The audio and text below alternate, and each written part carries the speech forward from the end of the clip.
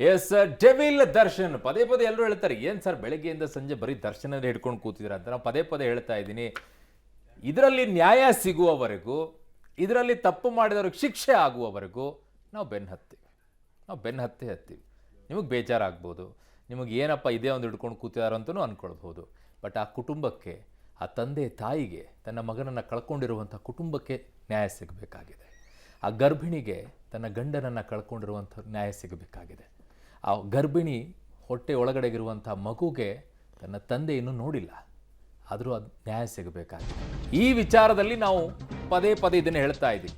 So ಬಗೆದಷ್ಟು ಬಯಲಾಗ್ತಾ ಇದೆ. ಈಗ D ಗ್ಯಾಂಗ್ನ ಕ್ರೌರ್ಯ, 30 ನಿಮಿಷದ ವಿಡಿಯೋದಿಂದ ಮರ್ಡರ್ನ ಸಾರಥಿ ಈಗ ಸಿಕ್ಕಿ ಬಿದ್ದಿರೋದು. ರೇಣುಕಾಸ್ವಾಮಿ ಕೊಲೆ ಬಳಿಕ ಆರೋಪಿಗಳು ಮಾಡಿದ್ದೇನು? ದೇವಸ್ಥಾನಕ್ಕೆ ಹೋಗಿ ಇಬ್ಬರು ಆರೋಪಿಗಳು ಪ್ರದಕ್ಷಿಣೆ ಹಾಕಿದ್ಯಾಕೆ? 27 ಮಂದಿ ಸಾಕ್ಷ್ಯದಿಂದ ನಟ ದರ್ಶನ್ಗೆ ದೊಡ್ಡ ಸಂಕಷ್ಟನ. ಪಬ್ಲಿಕ್ ಟಿವಿಯಲ್ಲಿ ಡಿ ಗ್ಯಾಂಗ್ನ ಇಂಚಿಂಚು ಮಾಹಿತಿಯನ್ನ ನಿಮ್ಮ ಮುಂದೆ ಇಡ್ತಾ ಇದ್ದೀವಿ.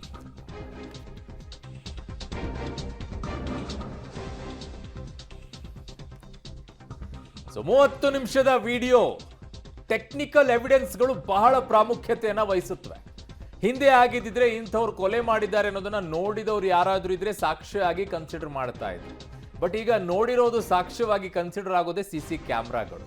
ಆ CC ಕ್ಯಾಮ್ರಾಗಳೇ ಈಗ ಸಾಕ್ಷ್ಯಗಳಾಗಿ ಕನ್ಸಿಡರ್ ಮಾಡ್ತಾ ಇದ್ದಾರೆ. ಹಾಗಾಗಿ 30 ನಿಮಿಷದ ಆ ವಿಡಿಯೋನೇ ತಗಲಾಕೊಳ್ಳೋಕೆ ಕಾರಣ ಆಗಿರೋದು ಈ ಡೆವಿಲ್ ಗ್ಯಾಂಗ್. ಹೇಗಿತ್ತು 30 ನಿಮಿಷದ ವಿಡಿಯೋ? ಏನೆಲ್ಲ ಇದೆ ಅದರಲ್ಲಿ ನೋಡಿ. ಬಗೆದಷ್ಟು ಬಯಲಾಗ್ತಾ ಇದೆ ಡಿ ಗ್ಯಾಂಗ್ನ ಕ್ರೌರ್ಯ. 30 ನಿಮಿಷದ ವಿಡಿಯೋದಿಂದ ಸಿಕ್ಕಿಬಿದ್ದ ಮರ್ಡರ್ ಸಾರಥಿ. ಡಿ ಗ್ಯಾಂಗ್ನಿಂದ ರೇಣುಕಾಸ್ವಾಮಿ ಕೊಲೆ ಪ್ರಕರಣ ದಿನಕ್ಕೊಂದು ರೂಪವನ್ನು ಪಡೆದುಕೊಳ್ತಿದೆ. ದರ್ಶನ್ ಕೊಲೆ ಕೇಸ್ನಲ್ಲಿ ಭಾಗಿಯಾಗಿದ್ದಾನೆ ಎಂಬುದಕ್ಕೆ ಪೊಲೀಸರಿಗೆ 30 ನಿಮಿಷದ CCTVಯ ದೃಶ್ಯ ದೊರಕಿದೆ. CCTVಯಲ್ಲಿ ದರ್ಶನ್, ಪವಿತ್ರ ಗೌಡ, ರೇಣುಕಾಸ್ವಾಮಿಗೆ ಹಲ್ಲೆ ಮಾಡಿರುವ ದೃಶ್ಯ ಸೆರೆಯಾಗಿದೆ. ಹಾಗೂ ಒಟ್ಟಿಗೆ ದರ್ಶನ್, ಪವಿತ್ರ ಗೌಡ ಹೋಗಿರುವ ದೃಶ್ಯಗಳು ಕೂಡ ಸಿಕ್ಕಿದೆ. ಈ ದೃಶ್ಯಗಳನ್ನು ಆಧರಿಸಿ ಪೊಲೀಸರು ದರ್ಶನ್ನನ್ನ ಬಂಧಿಸಿದ್ದಾರೆ. ಆರೋಪಿಗಳ ಸಾಕ್ಷ್ಯಕ್ಕಿಂತ 30 ನಿಮಿಷಗಳ ವಿಡಿಯೋನೇ ಅತಿ ದೊಡ್ಡ ಸಾಕ್ಷಿಯಾಗಿದೆ. ಪಟ್ಟಣಗಿರಿಯ ವಿನಯ್ ಶೆಡ್ನಲ್ಲಿ ದರ್ಶನ್ ಮತ್ತೆ ಪವಿತ್ರ ಗೌಡ ರೇಣುಕಾಸ್ವಾಮಿಯ ಮೇಲೆ ಹಲ್ಲೆಯನ್ನು ನಡೆಸಿದ್ರ. ದರ್ಶನ್ ಮತ್ತೆ ಪವಿತ್ರ ಗೌಡ ಹಲ್ಲೆಯನ್ನು ನಡೆಸುವ ವಿಡಿಯೋವನ್ನು ಅವರದೇ ಹುಡುಗರು ಮೊಬೈಲ್ನಲ್ಲಿ ಚಿತ್ರೀಕರಣವನ್ನು ಮಾಡಿದ್ರ. ಇದೀಗ 30 ನಿಮಿಷಗಳ ಆ ವಿಡಿಯೋ ಪೊಲೀಸರ ಕೈ ಸೇರಿರೋ ಬಗ್ಗೆ ಮಾಹಿತಿಗಳು ಲಭ್ಯವಾಗ್ತಿದೆ. ದರ್ಶನ್ ಅಂಡ್ ಗ್ಯಾಂಗ್ ಹಲ್ಲೆ ನಡೆಸುವ ಸಂದರ್ಭದಲ್ಲಿ ಅವರದ್ದೇ ಹುಡುಗ ಈ ವಿಡಿಯೋವನ್ನು ಮೊಬೈಲ್ನಲ್ಲಿ ಚಿತ್ರೀಕರಣ ಮಾಡಿದ್ನಂತೆ. ಈ ಬಲವಾದ ಸಾಕ್ಷ್ಯವನ್ನು ಇಟ್ಕೊಂಡೇ ಪೊಲೀಸರು ದರ್ಶನ್ನನ್ನು ಅರೆಸ್ಟ್ ಮಾಡಿದ್ರು ಅನ್ನೋ ಮಾಹಿತಿಗಳು ಕೂಡ ಸಿಗ್ತಿದೆ. ದರ್ಶನ್ ಅಂಡ್ ಗ್ಯಾಂಗ್ ಜೊತೆ ಸ್ಟೋನಿ ಬ್ರೂಕ್ ಪಬ್ನಲ್ಲಿ ಪಾರ್ಟಿಯನ್ನು ಮಾಡಿದ್ದ ಚಿಕ್ಕಣ್ಣರನ್ನು ಕರೆಸಿ ಪೊಲೀಸರು ಸ್ಟೇಟ್ಮೆಂಟನ್ನು ಮಾಡಿಕೊಂಡಿದ್ದಾರೆ. ನಟ ಚಿಕ್ಕಣ್ಣ, ನಾನು ಆ ಪಾರ್ಟಿಯಲ್ಲಿ ಭಾಗವಾಗಿದ್ದೆ, ಊಟಕ್ಕೆ ಕರೆದಿದ್ರು, ಹೋಗಿದ್ದೆ. ಅದಾದ ಬಳಿಕ ಸಂಜೆ 4:30ಕ್ಕೆ ನಾನು ಅಲ್ಲಿಂದ ಹೊರಟೋದೆ. ನನಗೂ ಈ ಪ್ರಕರಣಕ್ಕೂ ಸಂಬಂಧವಿಲ್ಲ ಅನ್ನೋ ನಿಟ್ಟಿನಲ್ಲಿ ಪೊಲೀಸರ ಮುಂದೆ ಹೇಳಿಕೆಯನ್ನು ಕೊಟ್ಟಿದ್ದಾರೆ. ಪ್ರಮುಖ ವಿಚಾರ ಏನಂತ ಹೇಳಿದ್ರೆ, ಆ ಒಂದು ಪಾರ್ಟಿಯಲ್ಲಿ 8ನೇ ತಾರೀಕು ಶನಿವಾರ ಸ್ಟೋನಿ ಬ್ರೂಕ್ ಪಬ್ನಲ್ಲಿ ನಡೆದಂತಹ ಪಾರ್ಟಿಯಲ್ಲಿ ಮತ್ತೆ ಇಬ್ಬರು ನಟರು ಭಾಗಿಯಾದ ಬಗ್ಗೆ ಪೊಲೀಸರಿಗೆ ಮಾಹಿತಿಗಳು ಸಿಗ್ತಿದೆ. ಈ ಇಬ್ಬರು ಸ್ಯಾಂಡಲ್ವುಡ್ ನಟರಿಗೆ ನೋಟಿಸ್ ಕೊಟ್ಟು ವಿಚಾರಣೆಗೆ ಕರೆಯೋದಕ್ಕೆ ಇದೀಗ ಪೊಲೀಸರು ಸಿದ್ಧತೆಗಳನ್ನು ಮಾಡಿಕೊಂಡಿದ್ದಾರೆ. ಮರ್ಡರ್ ಬಳಿಕ ಹೊಸ ಬಟ್ಟೆಗಳ ಖರೀದಿ, ದೇವಸ್ಥಾನಗಳಿಗೆ ಇಬ್ಬರು ಆರೋಪಿಗಳ ಪ್ರದಕ್ಷಿಣೆ. ರೇಣುಕಾಸ್ವಾಮಿಯನ್ನ ಮನಸ್ಸೋ ಇಚ್ಛೆ ಹಲ್ಲೆ ಮಾಡಿದ ಆರೋಪಿಗಳು, ಕೊಲೆ ಮಾಡಿದ ಆರೋಪಿಗಳು ಶನಿವಾರ ರಾತ್ರಿ ರಾಜಕಾಲುವೆ ಬಳಿ ಶವವನ್ನು ಎಸೆದಿದ್ದಾರೆ. ಬಳಿಕ ಮರುದಿನ ಬೆಳಗ್ಗೆ ರಿಲಯನ್ಸ್ ಟ್ರೆಂಡ್ಗೆ ಭೇಟಿ ಕೊಟ್ಟು ರಕ್ತದ ಕಲೆಗಳಾಗಿದ್ದ ಬಟ್ಟೆಗಳನ್ನು ತೆಗೆದು ಹೊಸ ಬಟ್ಟೆಯನ್ನ ಖರೀದಿ ಮಾಡಿದ್ದಾರೆ. ಹೊಸ ಬಟ್ಟೆ ಖರೀದಿ ಮಾಡಿದ ಬಳಿಕ ಆರೋಪಿಗಳು ಲಕ್ಷ್ಮೀ ವೆಂಕಟೇಶ್ವರ ದೇವಸ್ಥಾನಕ್ಕೆ ಭೇಟಿ ಕೊಟ್ಟು ಕೊಲೆ ಆರೋಪಿಗಳಾದ ಲಕ್ಷ್ಮಣ್, ನಾಗರಾಜ್ ದೇವಸ್ಥಾನವನ್ನು ಪ್ರದಕ್ಷಿಣೆ ಹಾಕಿದ್ದಾರೆ. ಈ ಹಿನ್ನೆಲೆಯಲ್ಲಿ ಇದೀಗ ಪೊಲೀಸರು ರಿಲಯನ್ಸ್ ಟ್ರೆಂಡ್ ದೇವಸ್ಥಾನದ ಬಳಿಯೂ ಕೂಡ ಮಹಜರು ಮಾಡಿದ್ದು 2 ಕಡೆಗಳ CCTVಯನ್ನ ಪರಿಶೀಲನೆ ನಡೆಸಿದ್ದಾರೆ. ರೇಣುಕಾಸ್ವಾಮಿಯನ್ನು ಕೊಲೆ ಮಾಡಿದಂಥ ಆರೋಪಿಗಳು ಬಟ್ಟೆ ಮೇಲಾಗಿದ್ದಂಥ ಕಲೆಗಳನ್ನು ಚೇಂಜ್ ಮಾಡ್ಕೊಳ್ಳೋದಕ್ಕೆ ಅಂತ RR ನಗರದ ರಿಲಯನ್ಸ್ ಟ್ರೆಂಡ್ ಬಟ್ಟೆ ಅಂಗಡಿ ಏನಿದೆ ಅಲ್ಲಿಗೆ ಹೋಗ್ತಾರೆ. ಆನಂತರದಲ್ಲಿ ಅಲ್ಲಿ ಹಳೆ ಬಟ್ಟೆಗಳನ್ನು ಅಲ್ಲೇ ಹಾಕಿ ಹೊಸ ಬಟ್ಟೆಗಳನ್ನು ಖರೀದಿ ಮಾಡ್ತಾರೆ. ಖರೀದಿ ಮಾಡಿದ ನಂತರದಲ್ಲಿ RR ನಗರದ ಲಕ್ಷ್ಮೀ ವೆಂಕಟೇಶ್ವರ ದೇವಸ್ಥಾನ ಏನಿದೆ ಅಲ್ಲಿ ಹೋಗಿ ಪ್ರದಕ್ಷಿಣೆ ಹಾಕುವಂಥದ್ದು. ಈ ಸಂಬಂಧಪಟ್ಟ ಹಾಗೆ ಪೊಲೀಸರ ತನಿಖೆ ವೇಳೆಯಲ್ಲಿ ಆ ಬಟ್ಟೆ ಖರೀದಿ ಮಾಡಿರುವಂಥದ್ದು ಮತ್ತು ದೇವಸ್ಥಾನಕ್ಕೆ ಹೋಗಿ ಪ್ರದಕ್ಷಿಣೆ ಹಾಕಿರೋದ್ರ ಬಗ್ಗೆ CCTVಗಳು ಕೂಡ ಪತ್ತೆ ಆಗಿರುವಂಥದ್ದು. ಹಾಗಾಗಿ ಪೊಲೀಸರು ಕೂಡ ಆ ಸಂಬಂಧಪಟ್ಟ ಹಾಗೆ ಪರಿಶೀಲನೆ ನಡೆಸ್ತಾ ಇದ್ದಾರೆ. ದರ್ಶನ್ ಕೇಸ್ನಲ್ಲಿ 27 ಮಂದಿಯ ವಿಚಾರಣೆ, 10 ಮಂದಿ ಸಾಕ್ಷಿಗಳಾಗಿ ಪರಿಗಣನೆ.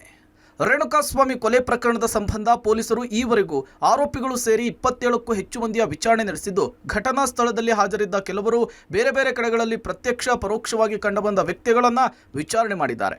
ಅವರನ್ನ ರೇಣುಕಾಸ್ವಾಮಿ ಕೊಲೆಯ ಸಂಬಂಧ ಸಾಕ್ಷಿಗಳು ಅಂತ ಪರಿಗಣಿಸಿ ಹೇಳಿಕೆ ಪಡೆದಿದ್ದಾರೆ.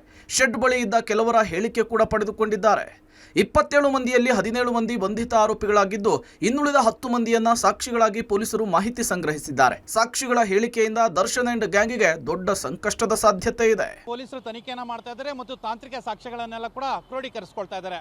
ಆದರೆ ಈ ಪ್ರಕರಣಕ್ಕೆ ಸಂಬಂಧಪಟ್ಟಂತೆ ಪ್ರತ್ಯಕ್ಷ ಸಾಕ್ಷಿಗಳು ಮತ್ತು ಪರೋಕ್ಷ ಸಾಕ್ಷಿಗಳು, ಅಂದರೆ ಪ್ರತ್ಯಕ್ಷ ಸಾಕ್ಷಿಗಳು ಅಂತ ಅಂದರೆ ಅವರು ಪಾರ್ಟಿ ಮಾಡಿದಂಥ ಜಾಗದಲ್ಲಿ ಇದ್ದಂಥ ಪ್ರತ್ಯಕ್ಷ ಸಾಕ್ಷಿಗಳೇನಿದ್ರು, ಅಂದರೆ ಆ ಸಂದರ್ಭದಲ್ಲಿ ಅಟೆಂಡ್ ಆದಂಥವ್ರು ಯಾರ್ಯಾರಿದ್ರು ಅವ್ರನ್ನ ಪ್ರತ್ಯಕ್ಷ ಸಾಕ್ಷಿಗಳಂತೇಳಿ ಪರಿಗಣಿಸಿರೋಂಥದ್ದು. ಇದಕ್ಕೆ ಶೆಡ್ನ ಮಾಲೀಕರು ಯಾರಿರ್ತಾರೆ ಅವರನ್ನೆಲ್ಲರನ್ನೂ ಕೂಡ ಪರೋಕ್ಷ ಸಾಕ್ಷ್ಯಗಳಂತೇಳಿ ಕನ್ಸಿಡರನ್ನು ಮಾಡ್ಕೊಂಡಿರೋಂಥದ್ದು. ಈ ಹಿನ್ನೆಲೆಯಲ್ಲಿ ಆ ಪ್ರಕರಣಕ್ಕೆ ಸಂಬಂಧಪಟ್ಟಂತೆ ಐ ವಿಟ್ನೆಸ್ಗಳು ಅಂತೇಳಿ 10ಕ್ಕೂ ಹೆಚ್ಚು ಜನರನ್ನು ವಿಚಾರಣೆ ಮಾಡಿದ್ದಾರೆ. ಜೊತೆಗೆ ಅವರಿಂದ ಹೇಳಿಕೆಗಳನ್ನು ಪಡ್ಕೊಳ್ಳೋಂಥ ಕೆಲಸಗಳನ್ನು ಕೂಡ ಮಾಡಿರೋಂಥದ್ದು. ಈ ಮೂಲಕ ರೇಣುಕಾಸ್ವಾಮಿಯನ್ನು ಹತ್ಯೆ ಮಾಡಿದಂಥ ಡಿ ಗ್ಯಾಂಗ್ನ ವಿರುದ್ಧ ಇನ್ನೊಂದಷ್ಟು ಪ್ರಬಲ ಮತ್ತು ಪ್ರಮುಖ ಸಾಕ್ಷ್ಯಗಳನ್ನು ಕ್ರೋಢೀಕರಿಸಲಿಕ್ಕೆ ಪೊಲೀಸರಿಗೆ ಒಂದು ಸಹಕಾರ ಆಗಿರುವಂಥದ್ದು. ಸ್ಟೋನಿ ಬ್ರೂಕ್ನಲ್ಲಿ ಪಾರ್ಟಿ ಮಾಡ್ತಾ ಇದ್ದ ಸಂದರ್ಭದಲ್ಲಿ ದರ್ಶನ್ನ ಜೊತೆಯಲ್ಲಿ ಚಿಕ್ಕಣ್ಣ ಕೂಡ ಕುಳಿತುಕೊಂಡಿದ್ರು. ಆ ಹಿನ್ನೆಲೆಯಲ್ಲಿ ಚಿಕ್ಕಣ್ಣ ಅವ್ರನ್ನ ಕರೆದು ವಿಚಾರಣೆಗೆ ಒಳಪಡಿಸಿದ್ದಾರೆ. ಜೊತೆಗೆ ಅವತ್ತಿನ ಘಟನಾವಳಿಗಳೇನಿತ್ತು, ಘಟನಾವಳಿಗಳನ್ನು ಸಂಪೂರ್ಣವಾಗಿ ಹೇಳಿಕೆಯನ್ನು ದಾಖಲು ಮಾಡ್ಕೊಂಡಿರುವಂಥದ್ದು. ಯಾಕೆಂದರೆ ಪವನ್ ಬಂದಂತ ಕರೆದಿರುವಂಥದ್ದು, ಅದಾದ ನಂತರ ದರ್ಶನ್ ಮತ್ತು ಪ್ರದೋಷ್ ವಿನಯ್ 3 ಜನ ಕೂಡ ಆ ಪಾರ್ಟಿಯಿಂದ ಅಲ್ಲಿಂದ ಎದ್ದು ಹೋಗಿರುವಂಥದ್ದು. ಇವೆಲ್ಲ ವಿಚಾರವಾಗಿ ಈಗಾಗಲೇ ಚಿಕ್ಕಣ್ಣ ಪೊಲೀಸರ ಮುಂದೆ ಹೇಳಿಕೆಯನ್ನು ಕೊಟ್ಟಿದ್ದಾರೆ. ಆ ಹಿನ್ನೆಲೆಯಲ್ಲಿ ಕಾಮಾಕ್ಷಿ ಪಾಳ್ಯ ಪೊಲೀಸರಿಗೆ ಒಂದು ದೊಡ್ಡ ಮಟ್ಟದ ಐ ವಿಟ್ನೆಸ್ ಅಂದರೆ ಪ್ರಬಲ ಸಾಕ್ಷಿಯಾಗಿ ಚಿಕ್ಕಣ್ಣ ಅವರು ಪರಿಗಣಿಸಿರುವಂಥದ್ದು. ಆ ಹಿನ್ನೆಲೆಯಲ್ಲಿ ಆತನ ಹೇಳಿಕೆಯನ್ನು ಕೂಡ ದಾಖಲನ್ನ ಮಾಡ್ಕೊಂಡಿದ್ದಾರೆ. ಕ್ಯಾಮ್ರಾ ಪರ್ಸನ್ ಮಂಜು ಜೊತೆ Muralidhar, crime bureau, public TV. Renuka ಶವ ಎಸೆಯಲು ಐಡಿಯಾ ಕೊಟ್ಟಿಲ್ಲ, ಸರೆಂಡರ್ ಆಗೋದಕ್ಕೆ ಹೇಳಿದ್ದೆ ಎಸ್ಐ ಹೇಳಿಕೆ. ಇನ್ನು ಪ್ರಕರಣದ ಸಂಬಂಧ ಆರ್ಆರ್ ನಗರದ ಸಬ್ ಇನ್ಸ್ಪೆಕ್ಟರ್ ಕೂಡ ವಿಚಾರಣೆಗೆ ಹಾಜರಾಗಿ ಹೇಳಿಕೆ ಕೊಟ್ಟಿದ್ದಾರೆ. ನಾನು ಆರೋಪಿಗಳ ರಕ್ಷಣೆಗೆ ನಿಂತಿಲ್ಲ, ಕೊಲೆಯಾದ ರೇಣುಕಾಸ್ವಾಮಿಯ ಮೃತದೇಹವನ್ನು ಮೋರಿಗೆ ಎಸೆಯುವಂತೆ ಐಡಿಯಾ ಕೊಟ್ಟಿಲ್ಲ ಅಂತ ಕೂಡ ತಿಳಿಸಿದ್ದಾರೆ. ಇನ್ನು ವಿಚಾರಣೆಯ ವೇಳೆ ಸಬ್ ಇನ್ಸ್ಪೆಕ್ಟರ್ ಹೇಳಿದ್ದೇನು ಅಂತ ನೋಡೋದಾದ್ರೆ, ಜೂನ್ 8ರಂದು ಪರಿಚಯಸ್ಥ ವ್ಯಕ್ತಿಯೇ ಕರೆ ಮಾಡ್ತಾನೆ. ಹಣಕಾಸಿನ ವಿಚಾರಕ್ಕೆ ಸ್ನೇಹಿತರಿಂದ ಕೊಲೆಯಾಗಿದೆ. ಒಬ್ಬ ವ್ಯಕ್ತಿಯನ್ನು ಕರೆದುಕೊಂಡು ಬಂದು ಹೊಡೆದು ಸಾಯಿಸಿದ್ದಾರೆ. ಏನು ಮಾಡೋದು ಅಂತ ನನ್ನ ಬಳಿ ಸಲಹೆ ಕೇಳ್ತಾರೆ. ಕರೆ ಮಾಡಿದ ವ್ಯಕ್ತಿ ನನಗೆ ಪರಿಚಯವಿದ್ದ ವ್ಯಕ್ತಿಯೇ ಹೌದು. ಆದರೆ ಕೊಲೆ ಆರೋಪಿ ಅನ್ನೋದು ಅವನು ನನ್ನ ಬಳಿ ಹೇಳಲಿಲ್ಲ. ನನಗೂ ಆತನೇ ಈ ಕೊಲೆಯ ಆರೋಪಿ ಅಂತ ಗೊತ್ತಿರೋದಿಲ್ಲ. ಹಾಗಾಗಿ ನೇರವಾಗಿ ಪೊಲೀಸ್ ಠಾಣೆಗೆ ಸರೆಂಡರ್ ಆಗಿ ಅಂತ ಹೇಳಿದ್ದೆ. ಕಾಮಾಕ್ಷಿ ಪಾಳ್ಯದ ಮೋರಿ ಬಳಿ ಶವವನ್ನು ಎಸೆಯಲು ನಾನು ಹೇಳಿಲ್ಲ. ಕೇವಲ ಕೊಲೆ ವಿಚಾರ ಹೇಳಿದಾಗ ಸರೆಂಡರ್ ಆಗೋದಕ್ಕೆ ಸೂಚಿಸಿದೆ. ಹಣವನ್ನ ಡೀಲ್ ವಿಚಾರವಾಗಿ ಆರೋಪಿಗಳಿಗೆ ಯಾವುದೇ ಸಲಹೆ ಕೊಟ್ಟಿಲ್ಲ. ತನಿಖೆಯ ವೇಳೆ ಪೊಲೀಸರ ಮುಂದೆ ಹೇಳಿಕೆ ನೀಡಿರುವ ಎಸ್ಐ. ಒಟ್ನಲ್ಲಿ ದರ್ಶನ್ ಕೇಸ್ ಬಗ್ಗೆ ತನಿಖೆ ತೀವ್ರಗೊಂಡಿದ್ದು, ಒಂದೊಂದೇ ಸ್ಫೋಟಕ ಮಾಹಿತಿ ಹೊರಬೀಳ್ತಿದೆ. ಮುಂದೆ ದರ್ಶನ್ಗೆ ಇನ್ನಷ್ಟು ಸಂಕಷ್ಟ ತರುವ ಸಾಧ್ಯತೆ ಇದೆ. News desk, public TV.